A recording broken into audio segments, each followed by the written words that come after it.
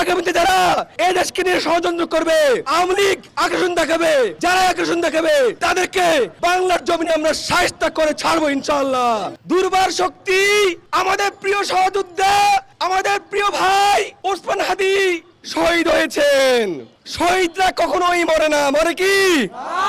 শহীদরা কখনোই মরে না, শহীদরা অমর হয়ে থাকে। যতদিন বাংলাদেশ থাকবে ততদিন ওসমান হাদি থাকবে, যতদিন বাংলাদেশের মানচিত্র থাকবে ততদিন ওসমান হাদি থাকবে।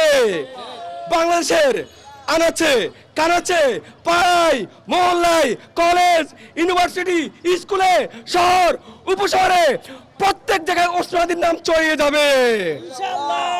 আপনারা জানেন ক্লাস 5 থেকে 17 বছর পর্যন্ত সবার মুখে মুখে একটি নাম, তার নাম হচ্ছে শহীদ ওসমান হাদি। ওসমান হাদি জন্ম হয়েছে, কখনো মৃত্যু হতে পারে না, শহীদ হয়েছে। আমরা বলতে চাই ওসমান হাদির লড়াই ছিল আধিপত্য বিরুদ্ধে লড়াই, লড়াই ছিল গণতন্ত্রের লড়াই, স্বৈরাচার বিরুদ্ধে লড়াই, এদের সার্বভৌমত্বের লড়াই।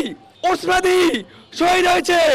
এই লড়াইয়ের জন্য কোটি কোটি যুবক তরুণ দাঁড়িয়ে আছে এবং দাঁড়িয়ে থাকবে। প্রিয় সাংবাদিক বিন্দু, আপনারা জানেন যে 5ই আগস্ট শেখ হাসিনা এই দেশ থেকে পালাইছে। বাংলার ইতিহাসে নয়, বিশ্বের ইতিহাসে কয়েকজন ব্যক্তি আছে, তার মধ্যে শেখ হাসিনা, স্বৈরাচার শেখ হাসিনা পালাইছে। কিন্তু পালায়নি তার দোসররা, তার চামচারা, তার দালালরা। তারা এখনো পুলিশ বাহিনী, সচিবালয়, বিভিন্ন জায়গায় অবস্থান করছে। যেখানে ভারত পাবেন, র পাবেন, লীগ পাবেন, তাদেরকে গণধোলাই দিয়ে জেলে ভরে দিবেন। আমার শেষ কথাটি হচ্ছে যে আপনারা জানেন আগামীতে নির্বাচন আসছে, কিন্তু বিদেশি শক্তি, প্রতিবেশী শক্তি আমাদেরকে এই দেশকে নিয়ে ষড়যন্ত্র করছে। কিভাবে জাতিকে অনৈক্য রাখা যায়?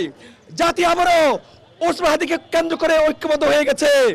অতএব আগামীতে যারা এই দেশকে নিয়ে ষড়যন্ত্র করবে, ভারতের আগ্রাসন দেখাবে, আওয়ামী লীগ আগ্রাসন দেখাবে, যারা আগ্রাসন দেখাবে তাদেরকে বাংলার জমিনে আমরা শায়েস্তা করে ছাড়বো ইনশাআল্লাহ। এই ইনকিলাব ইনকিলাব, এই ইনকিলাব ইনকিলাব।